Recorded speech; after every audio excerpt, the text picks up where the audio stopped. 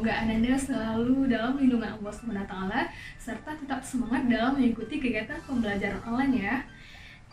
Sebelumnya, perkenalkan terlebih dahulu, nama Ibu Elvira, mengajar di SMP Negeri 36 Kota Padang, Provinsi Sumatera Barat. Nah, baiklah Ananda, pada kali ini Ananda akan belajar pendidikan agama Islam dengan judul materi Jiwa Lebih Tenang dengan Banyak Melakukan Sujud. Nah, sujud yang Ananda pelajari hari ini adalah sujud sahwi. Untuk lebih jelasnya, silakan Anda simak beberapa tayangan berikut ini. Ananda semua, sekarang kita akan membahas materi mengenai jiwa lebih tenang dengan banyak melakukan sujud. Nah, sujud yang akan kita bahas sekarang adalah sujud sahwi. Nah, anak-anak ibu semua, apakah sebelumnya sudah mengetahui apa sih itu sujud sahwi? Nah, sujud sahwi. Apa ya sujud sahwi? Secara bahasa, sahwi artinya lupa atau lalai. Menurut istilah, sujud 2 kali yang dilakukan di akhir sholat sebelum atau sesudah salam, dengan tujuan untuk menambal kekurangan yang dilakukan waktu sholat tanpa harus mengulangi sholat. Perkara yang dilakukannya dikarenakan lupa, tidak tahu, meninggalkan atau menambahkan sesuatu dalam sholat. Perlu juga Anda ketahui, apa sih latar belakang dari munculnya sujud sahwi ini. Nah, pada zaman Rasulullah pernah lupa saat sholat zuhur. Nah, beliau sholat sebanyak 5 rakaat. Ketika sholat sudah selesai dan para sahabat pun mengingatkan kepada beliau, nah maka beliau pun sujud sahwi. Nah, itu ya kenapa kita apabila kita sedang melaksanakan sholat dan ada keraguan dalam melaksanakan sholat, apakah itu lupa membaca tasyahud awal, kelebihan rakaat, kekurangan rakaat, ragu-ragu dalam pembacaan doa dan sebagainya, maka hendaklah kita melaksanakan sujud sahwi sebelum atau sesudah salam. Nah, berikutnya hukum dan dasar hukum melaksanakan sujud sahwi. Apa sih hukum dari melaksanakan sujud sahwi ini? Hukumnya adalah sunnah muakkad. Apakah anak-anak ibu tahu apa itu sunnah muakkad? Sunnah muakkad adalah perbuatan yang sunnah tapi sangat dianjurkan untuk dilaksanakan. Nah, dasar hukum melaksanakan sujud sahwi itu disandarkan kepada Rasulullah Sallallahu Alaihi Wasallam bersabda yang berbunyi, "Idza syakka ahadukum fi sholati falam yadrikum shalla thalatha am arba'a falyatri syakka wal yabni ala mas tayqana thumma yasjud sajadaini qabla ayusallim fa in kana shalla khamsa syafa'na lahu salatahu wa in kana shalla imam la arba'in kanatana tar'iman lisyaitan." Yang artinya, apabila salah seorang dari kalian ragu dalam sholatnya dan tidak mengetahui berapa rakaat dia sholat, 3 ataukah 4 rakaat, maka buanglah keraguan dan ambillah yang yakin. Kemudian sujudlah 2 kali sebelum salam. Jika ternyata dia sholat 5 rakaat, maka sujudnya telah menggenapkan sholatnya. Lalu jika ternyata sholatnya memang 4 rakaat, maka sujudnya itu adalah sebagai penghinaan bagi setan. Riwayat Muslim. Nah, sekarang kita masuk kepada sebab-sebab melakukan sujud sahwi. Yang pertama, sebab dalam melakukan sujud sahwi adalah ketinggalan tasyahud pertama. Nah, ketinggalan tasyahud pertama ini, apabila kita ketinggalan tasyahud pertama, kita seorang muslim hendaklah melaksanakan sujud sahwi.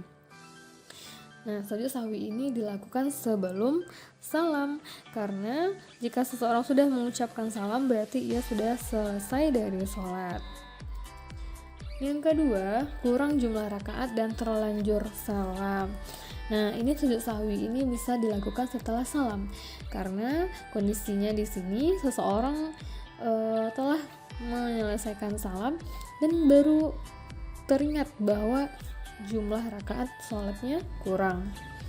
Yang ketiga, ragu dengan doa, gerakan, dan jumlah rakaat. Lalu seseorang tersebut mengingat dan bisa memilih yang yakin, maka sujud sahwi bisa dilakukan sesudah salam. Berikutnya adalah kelebihan jumlah rakaat dan ragu dengan doa, gerakan, dan jumlah rakaat namun tidak nampak baginya keadaan yakin, maka sujud sahwinya dilakukan sebelum salam. Nah, berikutnya adalah bacaan-bacaan sujud sahwi. Apa saja sih bacaan dari sujud sahwi? Yang pertama, bacaan sujud sahwi adalah Subhanaman la yanamu wa la yashu, yang artinya Maha suci zat yang tidak mungkin tidur dan lupa. Dan yang kedua, bisa juga dibacakan ini Subhanakallahumma rabbana wa bihamdika Allahumma ighfirli, yang artinya Maha suci Engkau ya Allah Tuhan kami dan segala puji bagimu ya Allah ampunilah aku. Nah, sekarang kita masuk kepada tata cara melakukan sujud sahwi. Yang pertama, setelah membaca tasyahud akhir, kemudian sujud lagi dengan takbir. Di dalam sujud membaca bacaan sujud sahwi. Nah, bacaannya adalah subhanaman la yanamu wa la yashu. Bisa juga tadi yang kedua ya. Yang kedua, duduk seperti duduk antara dua sujud. Selanjutnya, sujud dan membaca bacaan sujud sahwi lagi. Keempat, duduk lagi dan memberi salam.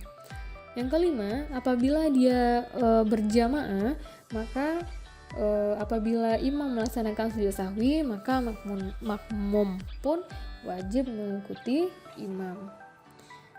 Nah, perlu juga Anda ketahui bahwa tata cara sujud sahwi sebelum salam dan setelah salam yang biasa dilakukan oleh Rasulullah SAW. Nah, sujud sahwi yang biasa dilakukan Rasulullah sebelum salam ini diriwayatkan oleh Bukhari dan Muslim, yang berbunyi, setelah beliau menyempurnakan sholatnya, beliau sujud 2 kali. Ketika itu beliau bertakbir pada setiap akan sujud dalam posisi duduk. Lalu beliau lakukan sujud sahwi ini sebelum salam. Nah, sujud sahwi setelah salam ini juga diriwayatkan oleh riwayat Bukhari dan Muslim, yang berbunyi, ketika Rasulullah SAW sholat 2 rakaat yang tertinggal, kemudian beliau salam. Sesudah itu beliau bertakbir lalu bersujud. Kemudian bertakbir lagi, lalu beliau bangkit, kemudian bertakbir lagi, lalu beliau sujud kedua kalinya, setelah itu beliau bertakbir, lalu beliau bangkit. Nah, itu tata cara sujud sahwi yang disunahkan Rasul atau yang biasa dilakukan oleh Rasulullah. Nah, anak-anak ibu, sekarang kita masuk kepada hikmah dalam melakukan sujud sahwi. Apa-apa saja sih hikmah dari melakukan sujud sahwi ini? Yang pertama, memberi pelajaran bahwa manusia tidak bisa lepas dari salah dan lupa. Nah, ini bukti pelajaran dari sujud sahwi ini adalah bahwa manusia ini tidak luput dari kesalahan dan kelupaan. Yang kedua, meningkatkan kesadaran diri dan tidak luput dari salah dan dosa. Yang ketiga, memberi kelonggaran kepada manusia untuk memperbaiki kesalahan. Nah, jadi setiap ada masalah pasti ada solusinya. Nah, yang selanjutnya, hikmah lanjutan dari hikmah sujud sahwi ini adalah segera memohon ampun dan mengingat Allah dengan beristighfar bila melakukan kekhilafan maupun kesalahan. Nah, Anda semua, ini juga termasuk kepada sikap manusia. Apabila kita melakukan kesalahan, maka cepat-cepatlah kita beristighfar dengan mengucapkan astaghfirullahaladzim, yaitu memohon ampun kepada Allah. Selanjutnya, segera meminta maaf bila kita melakukan kekhilafan ataupun kesalahan yang berhubungan dengan hak makhluk atau menyakiti orang lain. Nah, ini biasanya kita alami dalam kehidupan sehari-hari ya. Selanjutnya, merasa diri lemah dan terbatas sebagai manusia sehingga tidak ada sifat sombong dan yakin sendiri atau takabur. Nah, ini juga biasa berada di diri manusia. Nah, itulah hikmah dari sujud sahwi yang melekat pada diri manusia. Nah, sekian dulu pembelajaran hari ini. Mudah-mudahan apa yang ibu sampaikan atau ibu jelaskan mudah dipahami dan Ananda bisa mengamalkannya di kehidupan sehari-hari. Terima kasih atas perhatiannya.